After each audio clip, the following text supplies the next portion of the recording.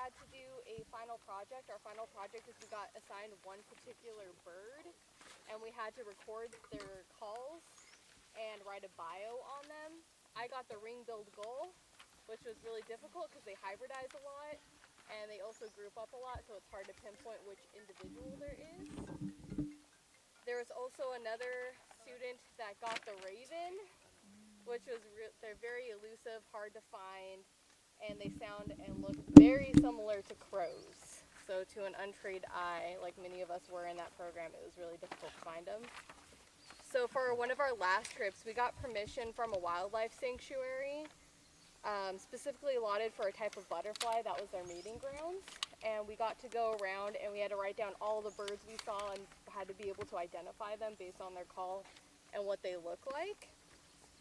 And we were told that this was, they emphasized we needed to stay on the trail and you can't go on there because they're very sensitive to human scent. And we weren't supposed to damage their mating sites. So we explored and everything, and near the end we start coming back and we heard this really deep call sound. Does anyone have a really good raven call in this group? Thank you, that was really good. Wow.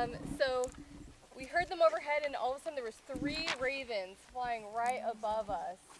And we had these big parabolic mics to pick up their sound.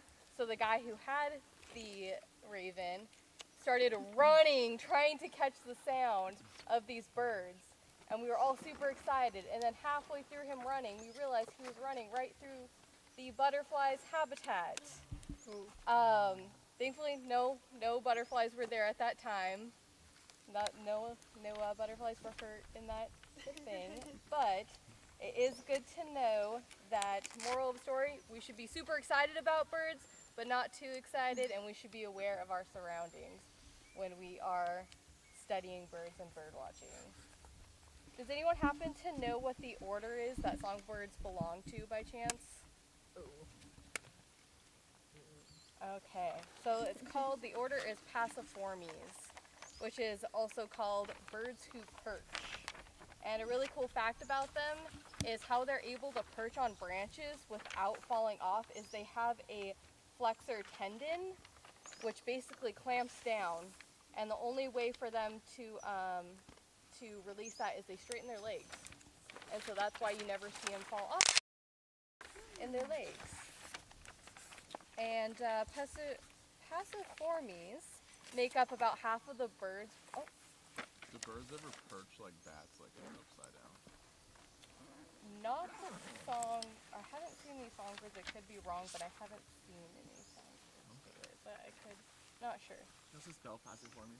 Yeah, it's P-A-S-S-E-R-I-F-O-R-M-E-S.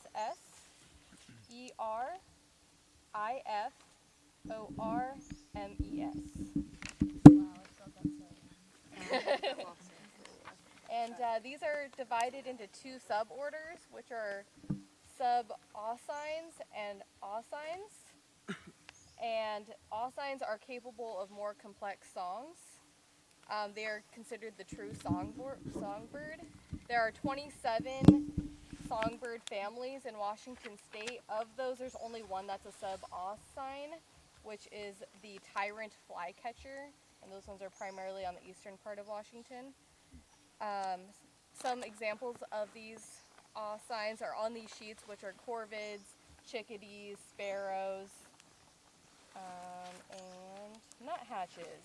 Wait, what's an Aucine is birds that are capable of complex song. How do you spell awesome? It is O-S-C-I-N-I-N-E-S. What is complex song? Like, what does that mean? So I'm going to get into that in just a tiny bit. So for songs, how they are different from calls, the songs are territorial and they're also used for mating. So most birds you hear that are singing songs are going to be males for courting rituals. And they also communicate the identity and whereabouts of the individual bird to other birds, which is incredibly important. And the difference between that and bird calls is bird calls are alarms and ways to contact each other. and it's helpful to birds that flock together. And so for song repertoires, they are attributed to males, like I said, and because of courtship rituals. And these songs differ from male to male and species to species, so none of them are exactly the same. They do have their own individual songs that they create. There's also no concrete evidence across all songbirds that they prefer larger repertoires. The females don't. There isn't evidence that all females prefer that. But some males have been known to mimic other birds' songs to increase their repertoire. So they will mimic other species of birds to add that little bit of flavor to their song. Their mimicking ability, retaining ability, and quantity of other species mimicked, however, has a positive relationship with their mating success, and that is proven. So when you walk outside and you can hear the birds singing right now, which is really nice, you can train your ear to recognize species by their general calls. However, it's a lot more difficult to identify individual birds by their unique song, but that is how they identify each other. And I wanted to do a little bit of a journaling activity, and I have one prompt. You can draw or write or whatever comes to you, but my prompt is, how might you be similar to a songbird? And we'll take 5 minutes to write on that prompt.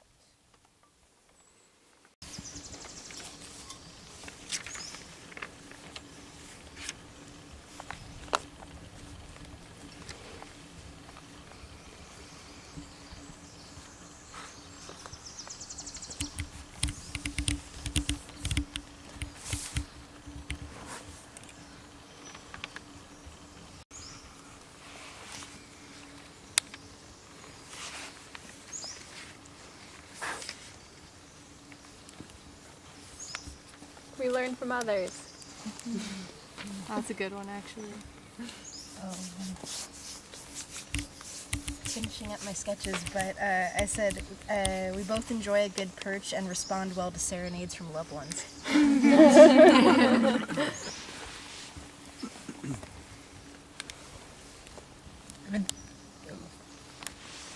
I was just gonna say, I've been thinking about courtship and like sort of the different ways that we like display our like availability or like court people, and just sort of pondering that. Definitely. I did the same thing. That was just, also your glasses are super rad. I forgot my other ones. And I wrote like a little poem about it. Oh. I guess Do you want to share your poem? I guess I'll share. It's kind of embarrassing, but it's fine. I said, we all get dressed up just to get dressed back down, which I think might be a song lyric from something. If you're going on a first or second or third date or to that party, you're probably not going to wear your sweats, but put on some makeup, wear that dress, curl your hair, all a display, akin to birdsong or bright feathers, all just trying to find our person. So, like, we're not actually that different. That's pretty. How I have this simultaneous urge in my heart to just go and fly away and be free, but also to like have my little nest with my little family and just stay there and protect.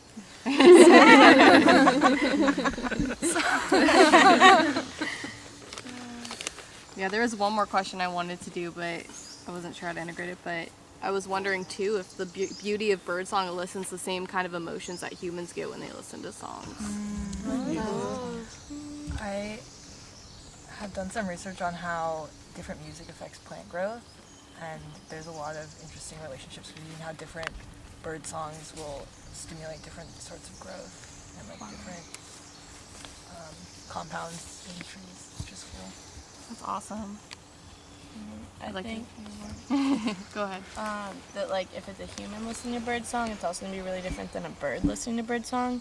Because there's a professor at Fairhaven who's an ornithologist, and I'm like, yeah, they're actually like being really rude to each other right now or whatever. And to us, it all sounds really pretty, but actually they mean like totally different things if you're a bird that actually knows what they mean. Or like that comic, I think it's by the Oatmeal. Probably, It's just some guy walking around and he's like, oh, springtime is so wonderful. I love listening to the birds sing their songs, and then it's like from the birds' point of view, it's just saying like, Well, like we have songs like that too, though. Almost all of the songs. Horribly. Some Marvin Gaye. that's Pretty. Awesome. And there's also another way that we, on a smaller level, that we also connect to songbirds. The way that birds remember their song is think of something you had to reiterate until you got it right. That's pretty much what birds do. For example, like when you're learning to tie your shoe, it takes you quite a few tries until you get it, and then it kind of becomes second nature where you don't have to think about it anymore. Also very similar to like playing a violin. You kind of have to keep listening to it until you get it right, and then it's kind of stuck there and you get it down. In a recent study that was done in April of 2017 on zebra finches, they got further clues into how a songbird's brain works. They found that the brain of a songbird is divided into, there's two parts of it. One is the student and one is the tutor. Hold on a second. So the learning aspect, the student isn't just involved, the teacher actually has to be involved too. And that means different birds also have different ways that they learn. Some of them are auditory, some of them are visual. And the teacher part of the brain has to kind of cater to that. The tutor part of the brain has to teach to the student part of the brain based on how the bird learns the best. And it can also correct errors immediately, or it can overview the whole entire song repertoire and correct the whole performance as well. So it's super complex. So the brain itself must adapt its teaching style to how the student best learns, and that's on an individual basis. So it just kind of shows that even on a neural level, there is environmental education going on in even songbirds, and it amplifies how important it is to gauge different teaching styles as tutors to assist the students in learning better. We can learn from songbirds in that we need to specialize education for different learning styles to best teach students.